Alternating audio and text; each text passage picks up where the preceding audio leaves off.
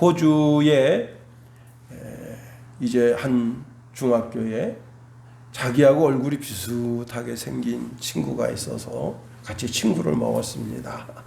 그리고 이제 같은 고등학교를 진학을 해서 공부를 하고, 그렇게 이제 2년이 돼서 사회생활을 하면서도 늘 이제 같은 취미, 이게 뭐죠? 그 얼음판에서 치는 하키, 그것도 같은 취미를 가지게 되고, 또 이제 그 바닷가에 가서 낚시하는 그런 같은 취미를 갖고, 그리고 이제 자기 와이프도, 그리고 이제 상대편 친구 와이프도 서로 이제 그렇게 이제 왕래를 하면서 친구처럼 그렇게 이웃 사촌처럼 지나는데, 나이 60이 됐습니다. 나이 60이 돼가지고 이제 고민을 털어놓는 거예요. 근데 친구가 이렇게 고민합니다. 나는 어머니는 아는데 아버지를 모른다는 거예요. 예? 그랬더니 이 친구도 나도 그렇다고, 나도 내 어머니는 아는데 아버지를 모른다. 이런저런 얘기하다가, 그럼 우리 유전자로다가 그렇게 이제 부모님을 찾는 프로그램이 있나 봐요. 한번 거기에 한번 등록을 해보자 그랬는데 놀라운 일이 생겼습니다. 둘이 배다른 형제예요.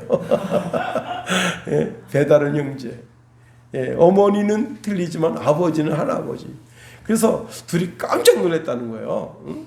야, 이렇게도 어쩐지 중학교 때도 서로 마음이 맞고, 고등학교 때도 서로 마음이 맞고, 평생 60이 될 때까지도 서로 마음이 맞아서 정말 중마고, 알고 보니 형제더라. 예, 참 오늘 본문의 말씀에 보면 하나님이 나를 선택하신 이유가 있습니다. 7절 말씀 우리 다 같이 한번 읽어볼까요? 7절 시작. 이는 그리스도 예수 안에서 우리에게 자비하심으로써 그 은혜의 지극히 풍성함을 오는 여러 세대에 나타내려 하심이니라. 예, 하나님이 나를 선택하신 진정한 이유는 바로 그 은혜의 지극히 풍성함을 온 인류 그리고 오는 모든 세대에 나타내려 하심이라 하는 겁니다. 하나님이 이 세대에서 나를 선택하신 분명한 이유를 고린도전서 1장에서 말씀하는데요. 1장 26절 31절에 보면, 형제들아 너희를 부르심을 보라. 육체를 따라 지혜 있는 자가 많지 아니하며 능한 자가 많지 아니하며 문벌 좋은 자가 많지 아니하도다. 그러나 하나님께서 세상에 미련한 것들을 택하사 지혜 있는 것들을 부끄럽게 하려 하시며 세상에 약한 것들을 택하사 강한 것들을 부끄럽게 하려 하시며 하나님께서 세상에 천한 것들과 멸시받는 것들과 없는 것들을 택하사 있는 것들을 폐하려 하시나니 이는 아무 육체라도 하나님 앞에서 자랑하지 못하게 하려 하심이라. 너희는 하나님께로부터 나서 그리스도 예수 안에 있고 예수는 하나님께로부터 나와서 우리에게 지혜와 의로움과 거룩함과 구속함이 되셨으니 기록된 바 자랑하는 자는 주 안에서 자랑하라 함과 같게 하려 함이라 말씀하십니다. 예수님께서 자기 제자들을 부르시는데 그때 당시에 유대 땅 예루살렘에는 아주 유능한 사람들이 많습니다. 다시 말하면 배운 사람들이 많아요. 바리새인들, 그 사람들은 정말 최고의 학문으로 자기 자신을 무장한 사람들입니다.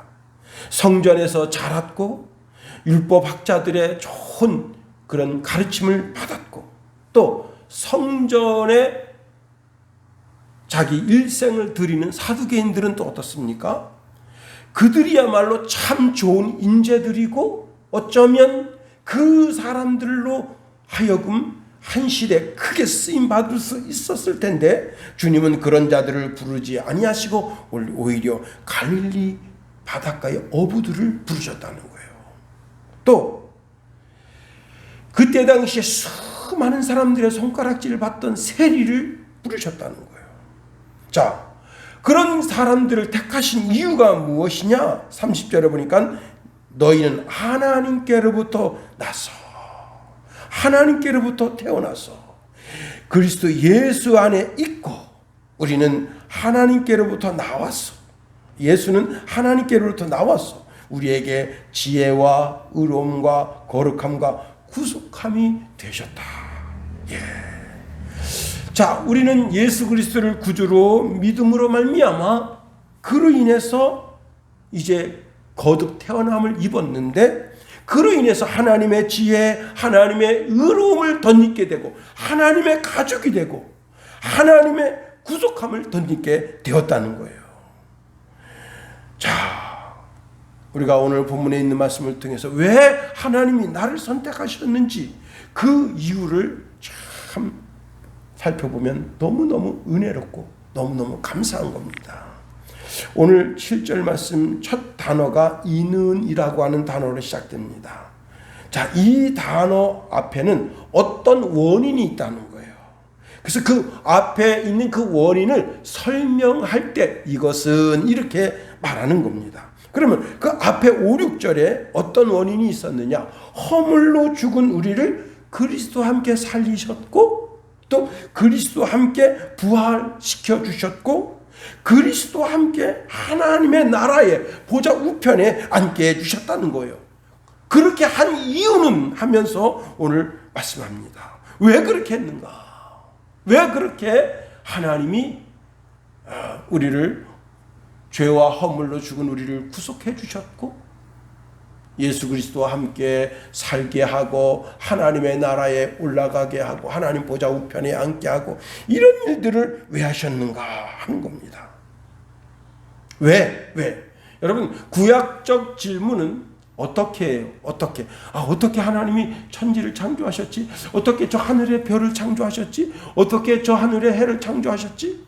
어떻게 나를 창조하셨지? 구약적 질문은 어떻게 합니다. 근데 신약적 질문은 왜예요? 왜 나를 선택했지?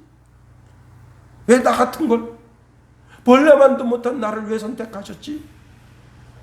이 무능하고 무지하고 무식한 나를 왜 선택하셨지?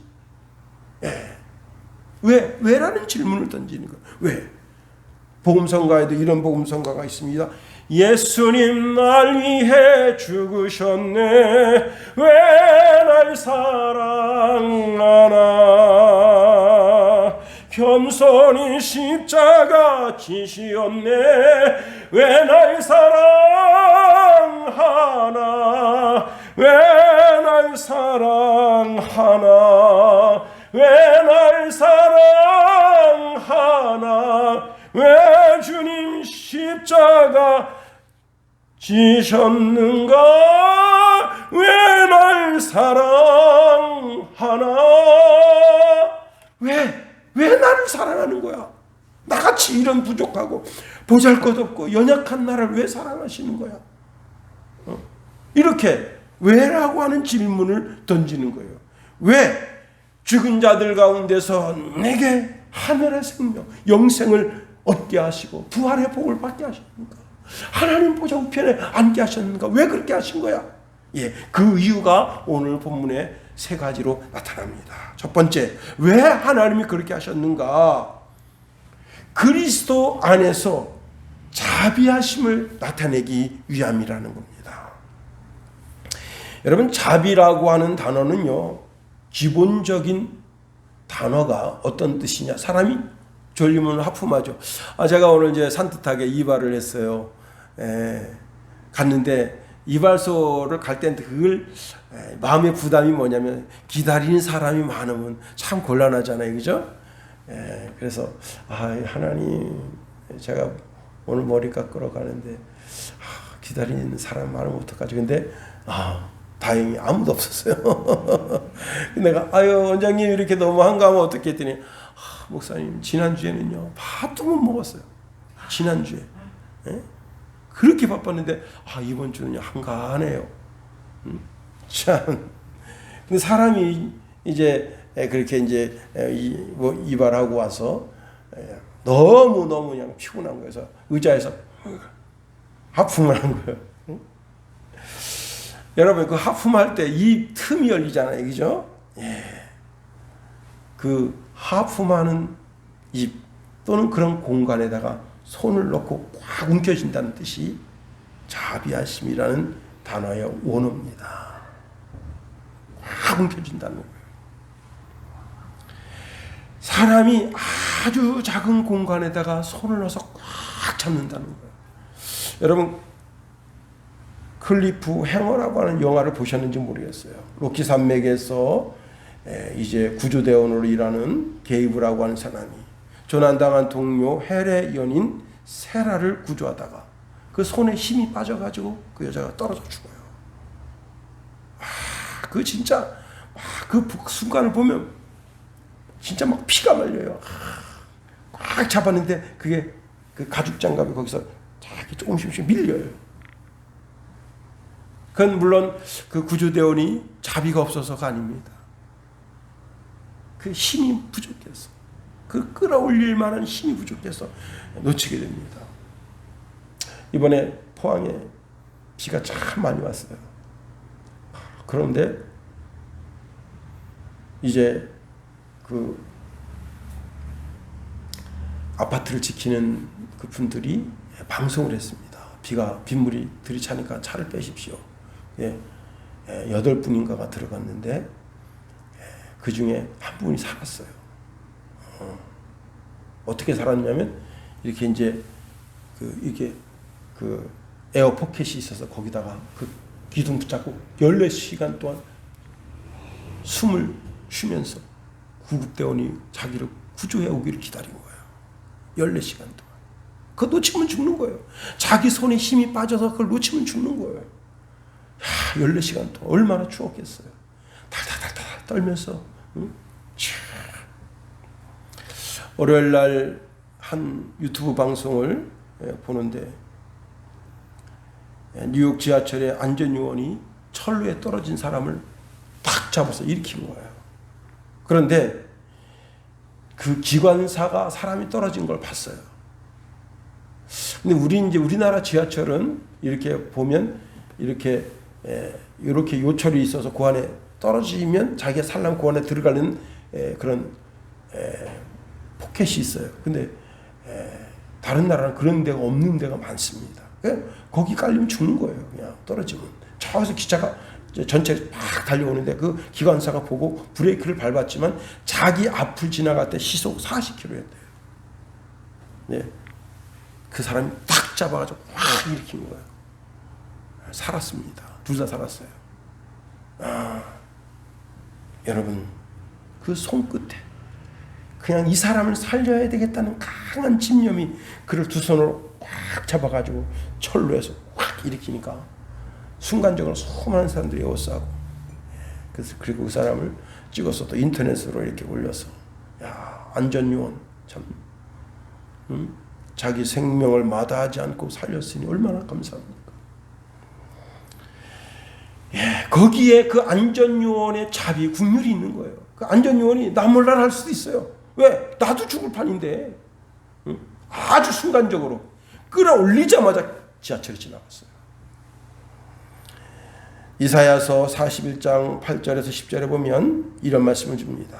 그러나 나의 종 너와 이스라엘아, 나의 택한 야곱아, 나의 벗 아브라함의 자손아, 내가 땅 끝에서부터 너를 붙들며 땅 모퉁이에서부터 너를 부르고 내게 이르기를 너는 나의 종이라. 내가 너를 택하고 실어버리지 아니하였다 하였노라. 두려워 말라. 내가 너와 함께 함이라. 놀라지 말라. 나는 네 하나님이 됨이니라.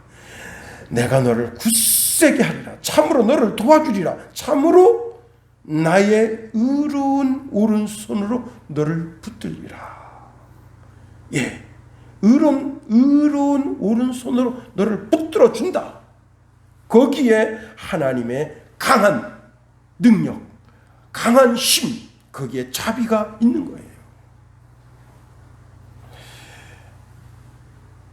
창세기에 보면 아브라함의 조카 롯이 소돔 성에 갔습니다.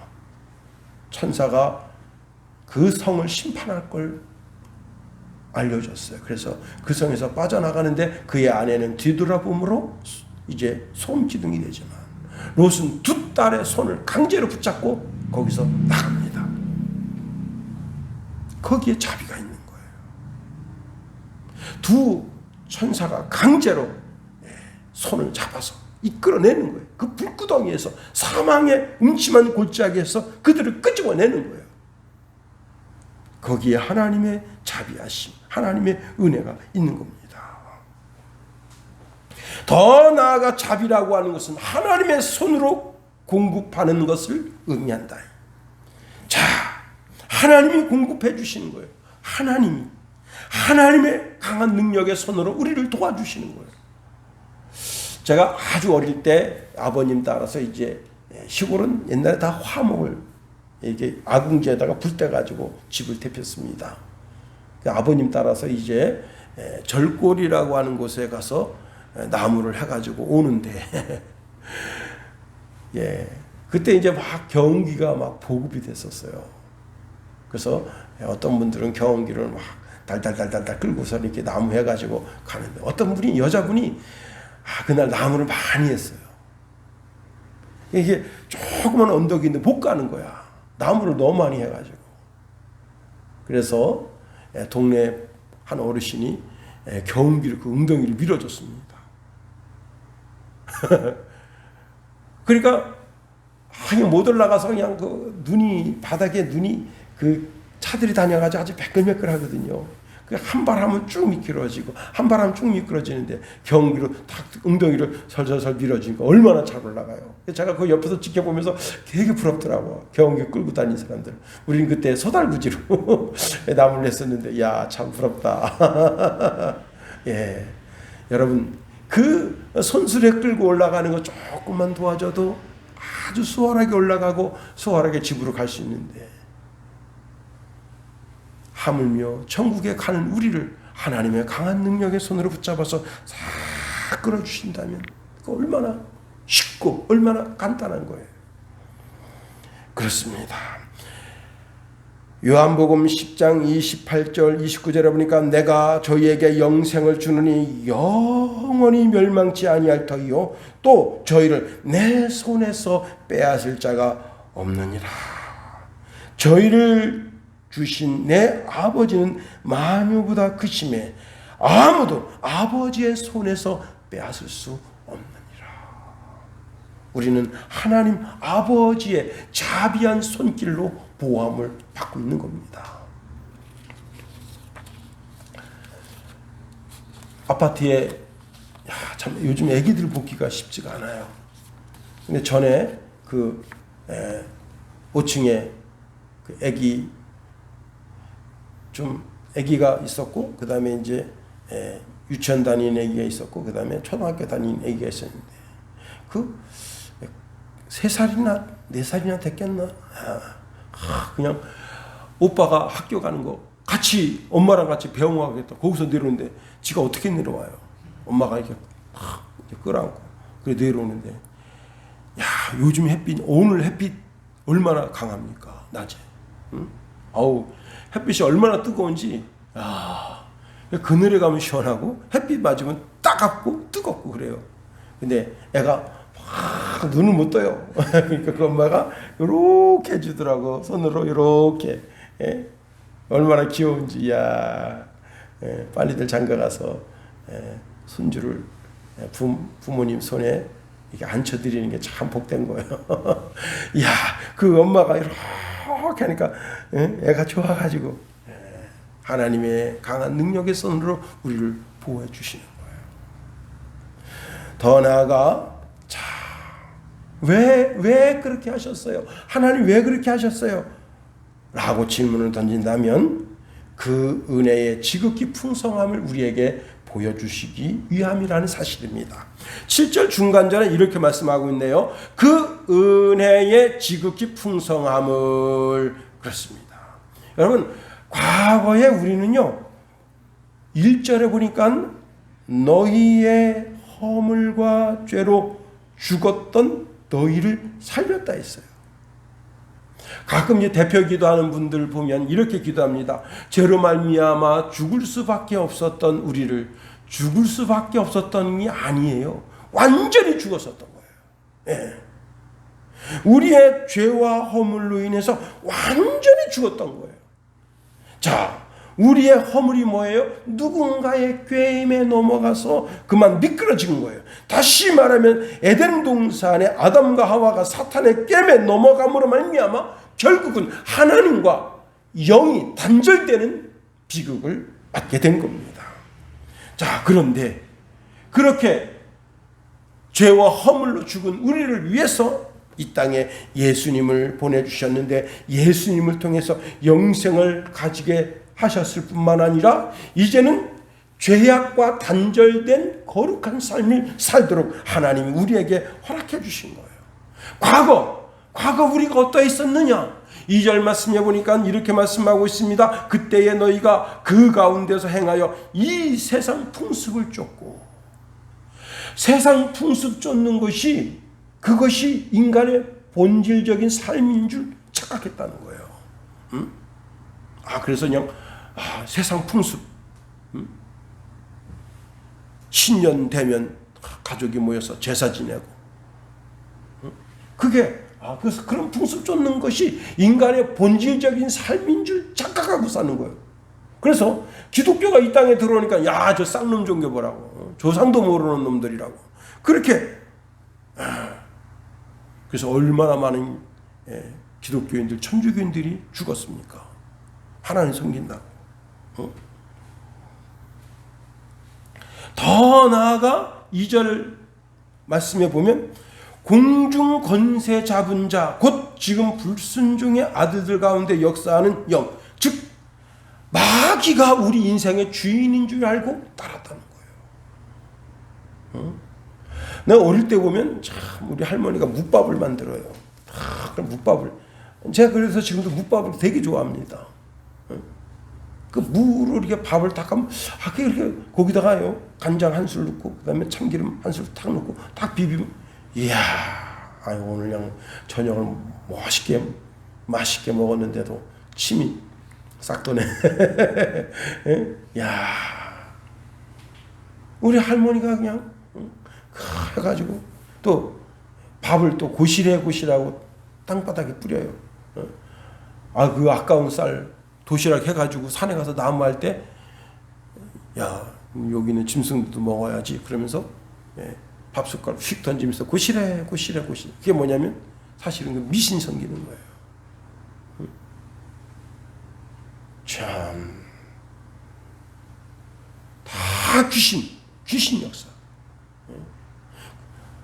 여러분, 제가 중국동에 있을 때 아차산을 자주 오르락내리락 거리는데, 그 아차산 거기 가면 돌탑, 참 지나가는 사람들이 돌주사가 놓고 그래가지고 그냥 거대한 돌탑이 된 거예요. 그게 뭐냐면 지성을 드린다는 거예요. 돌 하나 얹어놓는 지성. 귀신이 그 돌 하나 얹어놓은 지성복을 주면 복 안 받을 사람 없겠네. 착각하지 말아요. 그 다음에 세 번째로 자기 욕심 따라 살았다는 거예요. 자기 속에 있는 그 욕심, 내 지정이, 내 마음이 시키는 대로 사는 거예요. 내 인생은 내 것이다. 그리고는 막 사는데 사실은 내 욕심대로 살면 반드시 죽을 것이로되 말씀했습니다.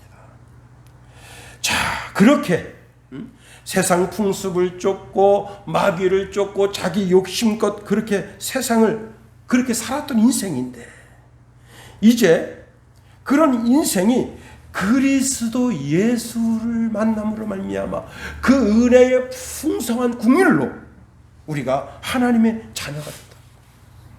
하나님의 백성이 된 거예요.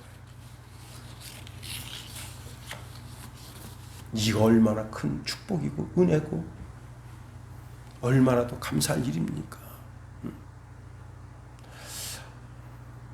어떤 분이 이런 글을 썼더라고요.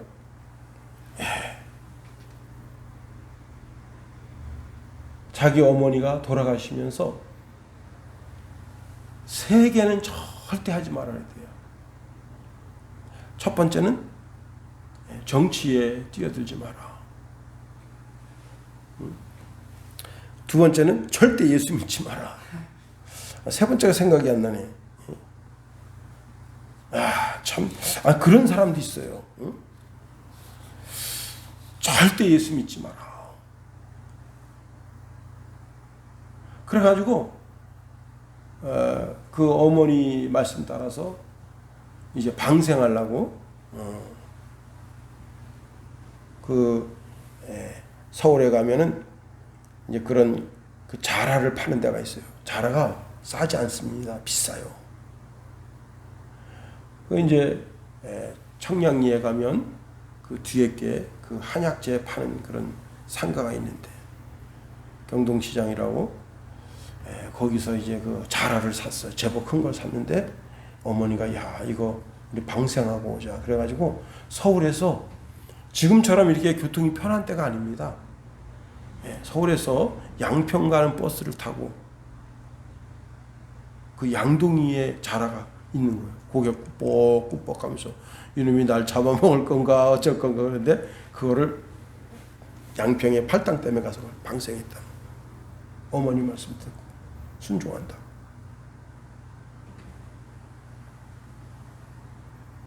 근데 이제 이분이 이제 어떻게 해서 대학 교수가 됐습니다. 안식년이 됐네. 미국에 가게 됐어요. 이제 친구네 집에 얹혀서 살면서 이제 미국에 있는 한 대학에 이제 가서 강의를 신청해서 듣습니다. 그런데 이제 문제는 뭐냐면 토요일 날이나 주일 날에 골프 치러 가야 되는데 자기 애기가 혹처럼 자기를 따라다녀. 그냥 미쳐버리는 거야. 아, 이걸 어디다 좀 떼었으면 좋겠는데. 그런데 이제 친구는 열렬한 기독교인이에요. 그냥 내가 데리고 교회 갈게. 그런 거예요. 그러니까 야 기분 좋지. 입이 찢어집니다. 그래서 그래 데리고 좀 다녀라. 그런데 어느 날 이상한 이야기를 들었어. 무슨 이야기를 들었냐면 그 애기에 대한 이상한 소문을 들은 거야. 아, 그 어떤 교수가 말이지, 고아 한 명 데리고 다니더라. 자기 애인데, 걔 고아 아니라고. 걔 엄마 아빠 있다고. 그 엄마 아빠가 누구냐? 우리라고. 근데 교회는 이상한 소문이 나가지고 걔가 고아인 줄 안다고.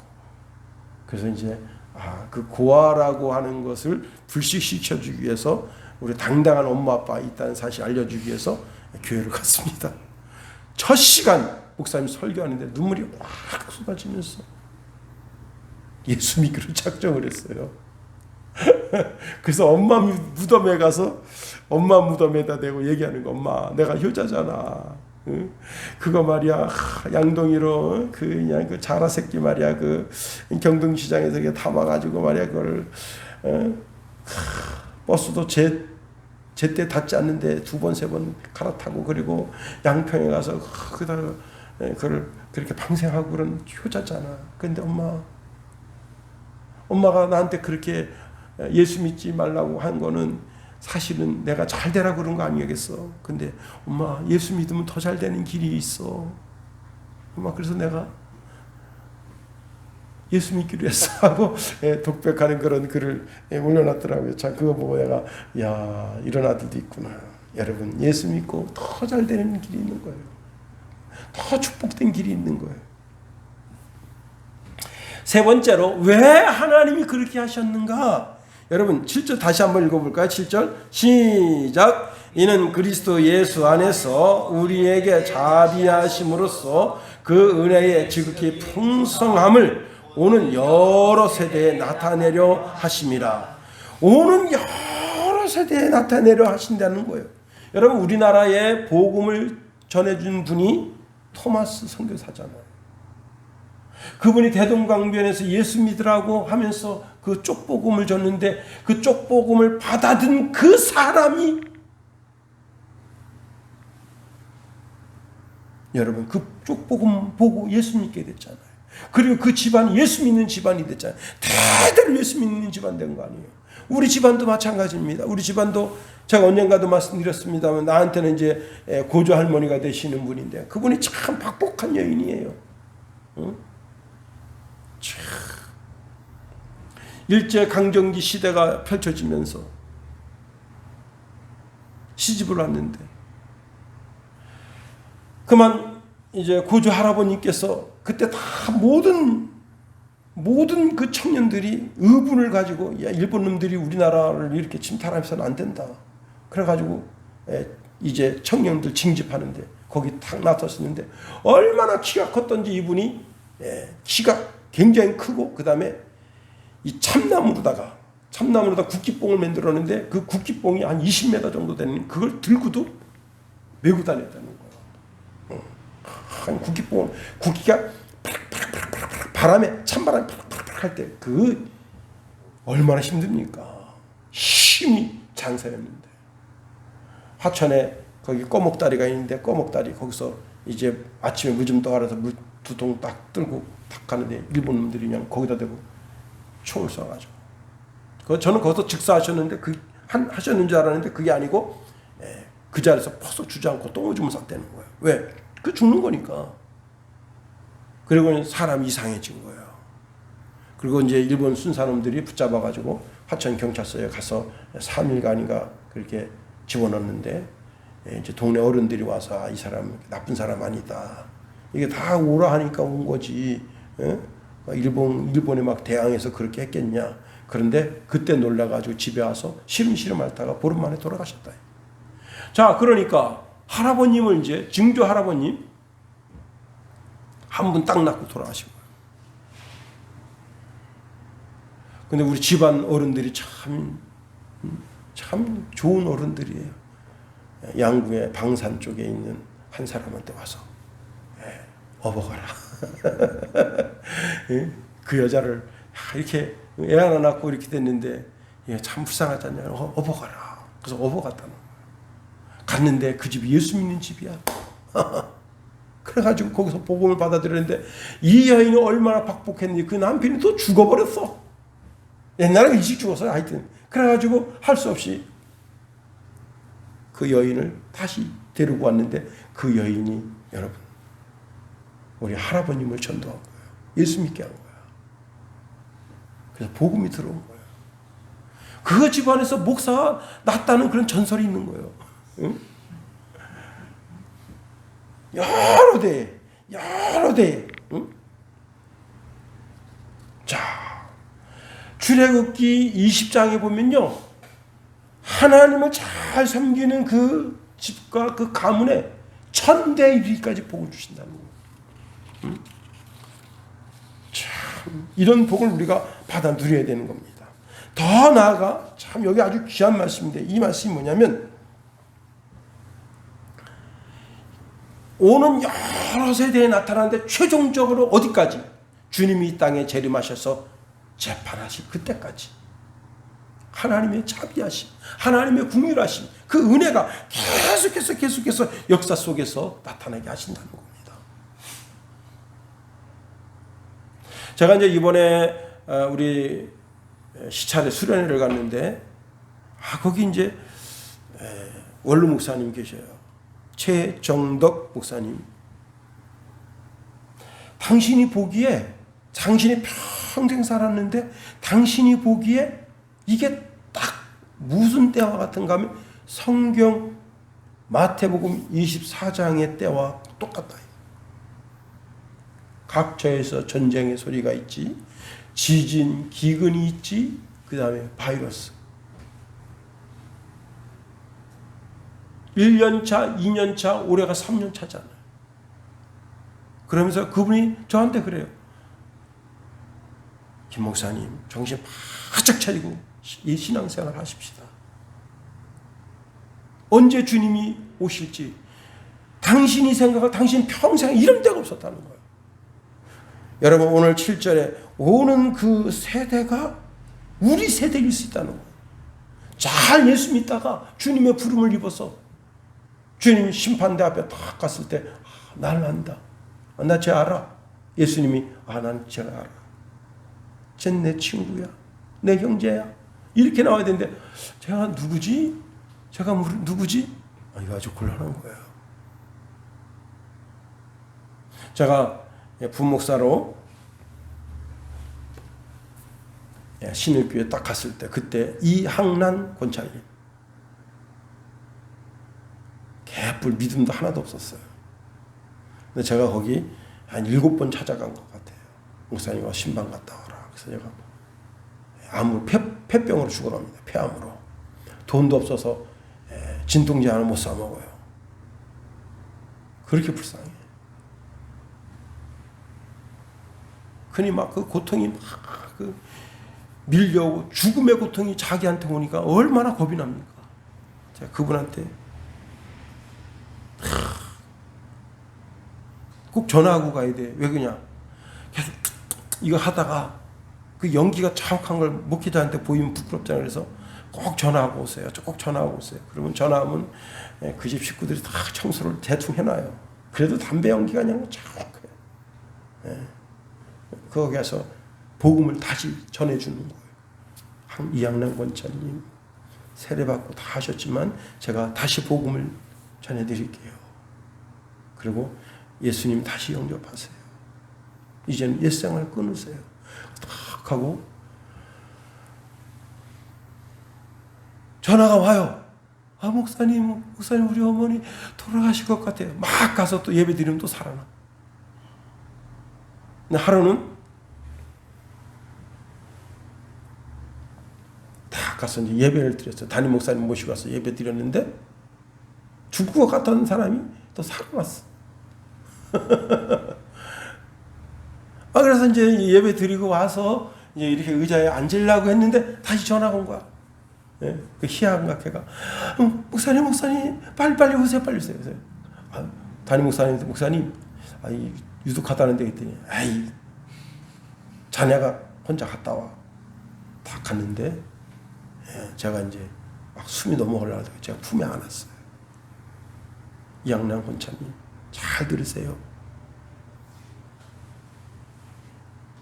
예수님이 이양남 권사님으로서 죽으셨습니다. 믿으시면 아멘 하세요. 아멘. 와. 죽음을 두려워하지 마세요. 하늘 문이 열립니다. 천사들이 이양남 권사님 영혼을 받으러 옵니다. 그러니까 아멘. 그리고 돌아가시고. 진짜 눈물 나더라고. 그거 내가 교회에다 전했어. 목사님 이양남 권사를 지금 소천했습니다.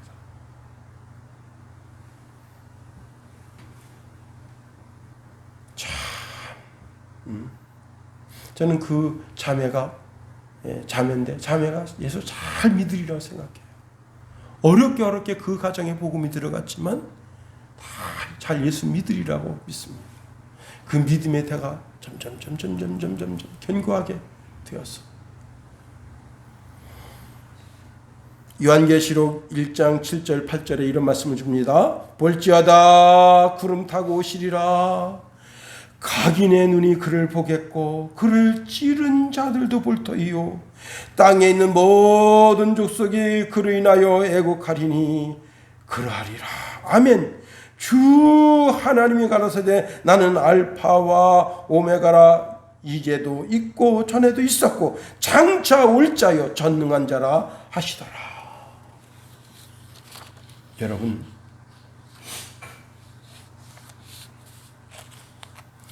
오는 여러 세대에 하나님의 긍휼하심이 나타나 있기 때문에 지금이 바로 구원을 얻을 때입니다. 지금이 그리스도와 동행하는 신앙의 삶을 살 때예요. 더욱더 정신 차리고 하루하루 교회에서 멀리 떨어졌던 발걸음이 다시 교회를 향하고 우리의 마음 중심이 예수 그리스도를 향하고 우리의 전생애가 하나님 말씀 가운데 머물러 있어야 주님이 땅에 재림하실 때 부끄러움을 당치 않는 거예요. 제가 이 설교 준비하면서 그런데 내가 죽을 때는 누가 나한테 와서 임종 예배를 드려주지? 그 생각 들더라고요. 내가 죽을 때는 누가 내 임종 예배를 드려주나. 와서 김 목사님 힘과 용기를 가져요. 그렇게 누가 말해주나. 주여 내 당대에 오시옵소서.